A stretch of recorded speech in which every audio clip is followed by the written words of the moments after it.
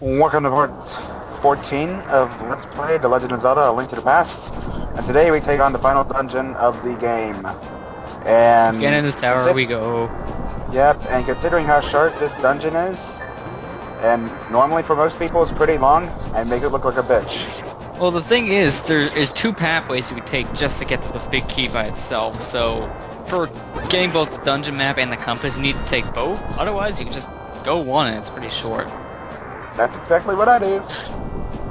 So which pathway do you take? The way with the compass and the way with the map? We'll find out. And that's all that Zelda said. That is literally all that Zelda says for the rest of the game. Hold on.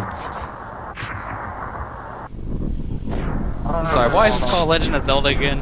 Why is it not called Legend of Link? I think she might say something through one of the Sahasrara telepathic stones somewhere. It might be one of the last ones, too. But other than that, I think that's it. Yeah. So yeah, Ganon's tower. Unfortunately, though, like, the first floor and the basement itself is really the dungeon. Yeah. Everything else is really just a gauntlet. Everything else is kind of like how it was going up the Aganihm and Hyrule Castle. And I see you taking the way to the map. Go right and you get the way to the compass. And in case people want to know that. I'd much rather have the map. That is compass fair didn't get useful until 3D games. Where, you know, it started pointing out more stuff that you needed, like the tree. Link's Awakening set a lot more standards than you think. Also, this is just a kill room / restock room. So, no need to go here. Why am I getting rupees? So I'm not going to end up filling up my ammo max count. Heck, you're not gonna go buy any more potions or anything. I think we're just going straight to the final boss after this. Friend. As long as you have the rubies to buy them. It's yours, my friend, as long as you have enough rupees. That's right. Fun hookshot room.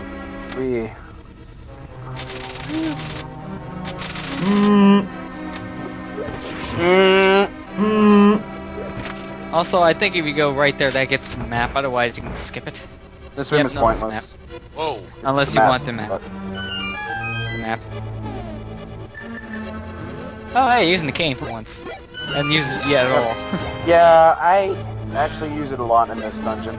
The cane has nearly the same field of applications as the cape, but with less magic consumption. The only thing it doesn't allow you to do is to pass through dangerous objects.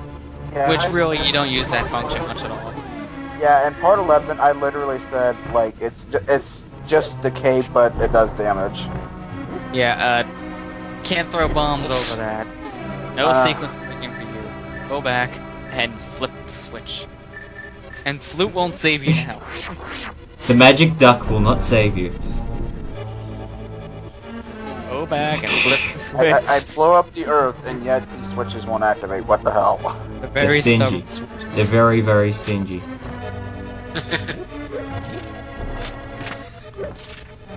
There we go.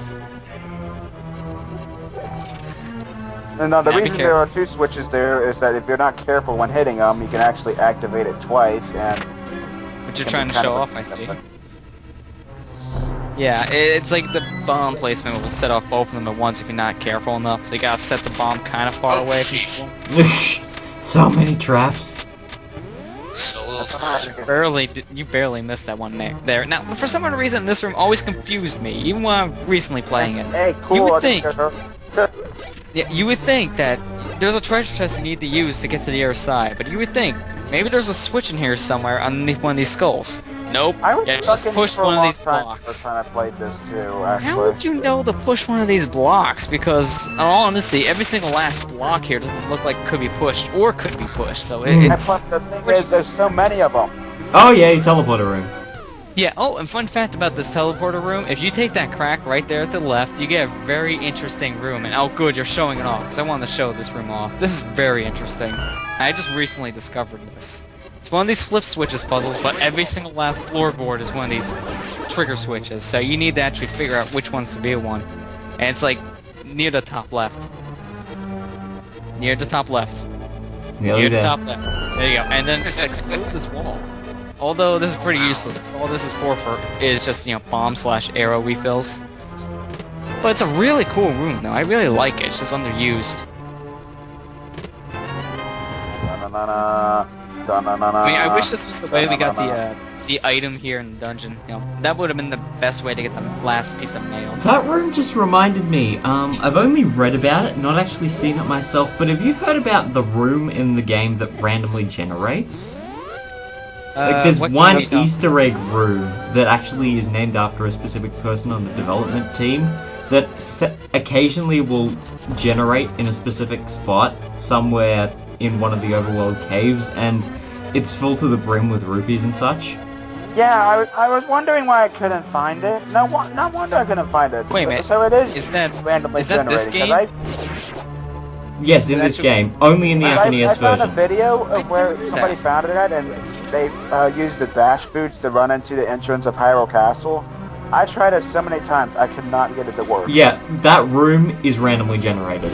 I never knew that, though. And it's it's only in the SNES version. It might appear on the GBA version, but I'm pretty sure that bit of the coding was actually removed. Also, because of the emulator not properly lighting this, I can see it without having to light the torch to see this. Even though we can't.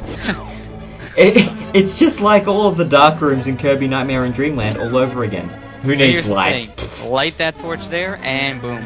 You get to see all the floors anyways. I think what the thing is that maybe it's just the brightness of how you're playing this game is brighter than it should be, so you're actually seeing the floors outlines. Which, as I said before, is the case when you're playing Kirby Nightmare and Dreamland on Visual Boy Advance. The natural brightness of it shows off dark rooms to the point that you can see every wall. Exactly. I mean, I was able to see every single last wall and everything playing on my Game Boy Advance emulator on my Android phone. It wasn't Visual Boy Advance, but it was pretty much the same kind of deal going on there. And so I'm kind of curious to see now if that would be the case if I played it like progressive scan on a Game Boy player. I don't have 150 to shell for one cable. And for some reason, we fight the Light World bosses again. Hello, Amos. That's the one thing I liked and disliked about this, because yes, we get to fight these guys, but not until parallel, GBA version for them. House of the Four Swords, which only 5% of the people probably got into. Then you get to fight Dark World versions of boss consoles. So I kind of found this idea to be good, but it underused What sucks though is that they did not change the strategies for them at all. So or the health. They changed the health. The health is the exact same, and now not only are we stronger, we have more equipment, more hearts, and more defense. So it's just too easy. It's just there for filler. Especially when we get the Light World's third boss again. Even though that thing is still annoying. The only thing that's different is just the structure of the rooms they're in, but it doesn't pretty change much. Like, we didn't have any ice gimmick there before. No, you meant to charge me with the Pegasus boots. Even though we told you during the recording, you still don't do it. Pegasus boots, Ken. Pegasus boots. You do it for the magic. Why don't you do it for the boots? Wait, what? Remember how we kept on saying that some of the walls you can charge through instead of having to use bombs if they've got the round outline on them? If it's round outline, charge them, save yourself a bomb, because you break them open. Huh. Anywho, this is the last item in the game. Red mail. Same thing as blue mail, but more defense for you. Yeah, exactly. There's not much else to say. Yeah. Yeah. Other than, I think they should have switched it to where this dungeon would have had the silver arrow, while the fairy gave you the red mail. That probably would have been a better idea, because you need the silver arrows to beat Ganon, but you don't need the red mail for anything.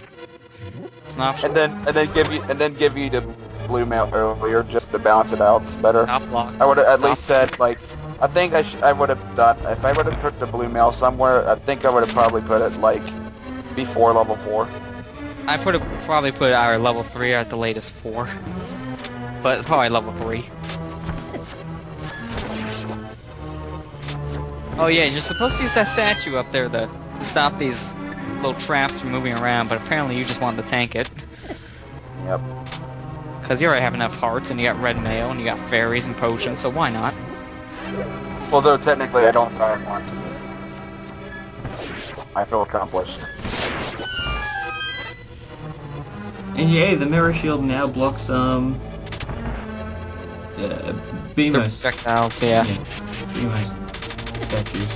Pretty nice. Also, this room has a really annoying noise at first. Yeah, it's annoying. Also, the only Igors in the Dark World. Yeah. I don't know why I didn't bother using the cane of brine in here. That would have been the perfect room to use it, but no, I completely forgot. No burner for you. Brina. Burner. Also, very interesting room you can get into with a very interesting method. You can either just dash like that, or if you're good enough, you can use the bombs to jump over here. Although that's harder to do. And plus you're wasting a bomb in the heart. In fact, actually, I only learned about that from playing Parallel Worlds, because it's required for you to make bomb jumps in that game. If you don't, you're not beating it. I don't even know what I'm that serious. is. How do you do that? Well, simply put, you just put that bomb in a specific place where you actually get hit, and you get the knockback from it. It's the same way when you actually ram into something with your Pegasus boots. It's that much knockback. But in Parallel Worlds, they require you to do with bombs more than just knockback damage of yourself. Because there's not that many walls / blocks where you can run into that'll push you back, and they require you to use those bombs just to do that similar method. It's That's really nuts. annoying. Yeah. I know. It's always the Ember Play. I haven't played it, but I watched one of my favorite Let's Players play it, and he raged. Lots. Yeah, that usually happens. Yeah.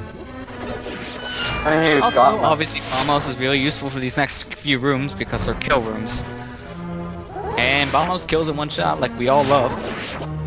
Especially when we got conveyor belts, ice, these Well, lasers. if you want to go with the ice theme, you could always use the ether medallion and just have things slide around everywhere. That's the thing. As soon as you use the ether, then they're frozen, so I won't help you for trying to kill them fast. Well, actually, sometimes it does because it means you can pick them up and throw them at each other. Wait, what? You can actually pick them up? If you freeze an enemy with the ether medallion, you can pick it up and throw it at another enemy.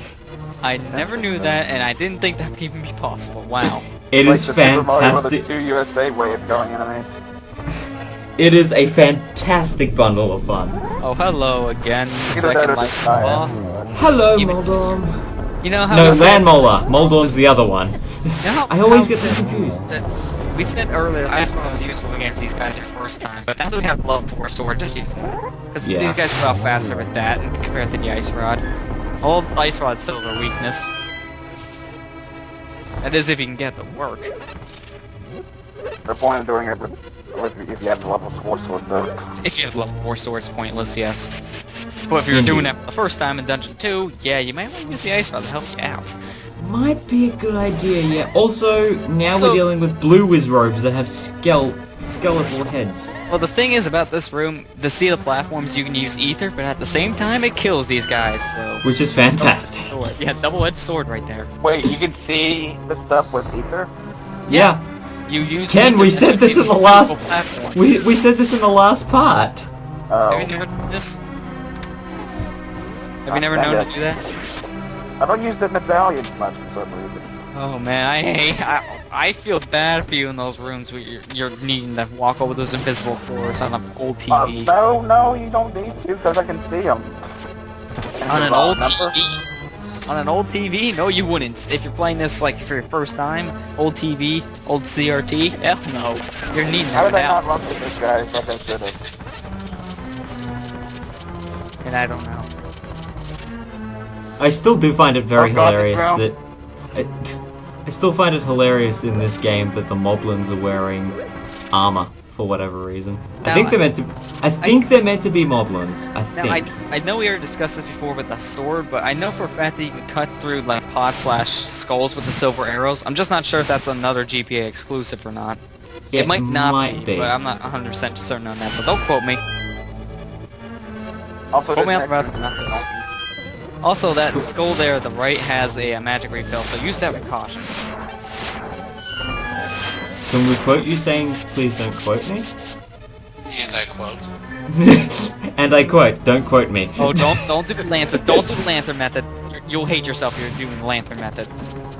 And that is why. Yeah, because you screw yourself over trying to get to those. I remember when I was watching Jepson's Let's Play of this, he tried to light these lanterns, I'm sitting there going, why? Just why? You have the fire rod, and you have enough How did I magic do that? to walk off the ledge. Okay, that was just me being stupid. You're like, I didn't like how this goes. Let's try this again. I think the biggest problem here is if you forget where it starts, you panic, and then you go, okay, so if I start here, we're like, no, I gotta do it again. Yeah, exactly. Your head is touching the key. I think you're fine. Your little bopping hat is touching it. You should be able to pick it up. Pick it up, Link. Kick it Line. up. Head. Boink. I don't want to take damage. What, you're picking it up? Head. Oh, I think you could. You know what would have been annoying? If that was a puzzle that required the super bomb. Well, how would you get a super bomb in here, mind you? Because I look at that wall with that one crack on it, and I expect the whole thing to blast open, and I'm going, you could have put a super bomb there, and there's just a small hole. Oh, Ganon's lost his sense of interior decoration style. Like I said, how would you get a super bomb in here in the first place? That is a good point. Hello, worst boss in the game. How's it going? Luckily, we have level 4 sword this time, but even so, you're annoying. The thing is about this boss, if you... What? That doesn't work here. I told you level 2 boss, not level 3. Just use your sword. I thought you could do it against most of the level. Oh, the light world bosses. No, it's mostly just level 2s. Just level 2. But the thing is about this room, if you do fall off the edge, you actually have to go through a different part of the dungeon just to get back up here, so it kind of loops around to the right instead of the left. But it's completely optional, and you don't need to do it, so don't jump down there if you already beat him. And here, looks like we're coming to the end of the dungeon, guys. Yay! So we get to fight Aganihm again. the You get to fight Aganihm again at Ganon's tower. Okay, what? Well, that's not foreshadowing anything. Aganihm. I suspect shenanigans. Well, it's like you already referenced them before, and it's like we said, he's easier in the second time than the first. Yeah, because Wanna he know why? only creates holograms of himself, and then because of that, he doesn't do his lightning attack anymore and shoots more projectiles at you. They hurl back. Idiot! That name is Aganihm. As he did the first time. That's consistent. So, in this fight, you can do more damage in just one cycle, which is the one part that makes this fight 10 times easier than it Yeah, should he be. has the same amount of health, I believe, as the other fight, so... Yeah, he does, and he has the exact same tactic of either firing a full shot or one of those scatter shots. Oh, and if you actually touch him with your sword, you get shot, but why would you? Which is a nuisance. Because he's a nuisance. Oh, he's a pushover in a second. See? That was quick. That wasn't even a minute. First fight took like 2 or 3 minutes. When suddenly Ganon. Okay, the first time I played this, I literally went, what? When I saw that. Well, at least it wasn't out of nowhere like Twilight Princess. Like, in the end, Zan's final boss was Duck! Ganon. What?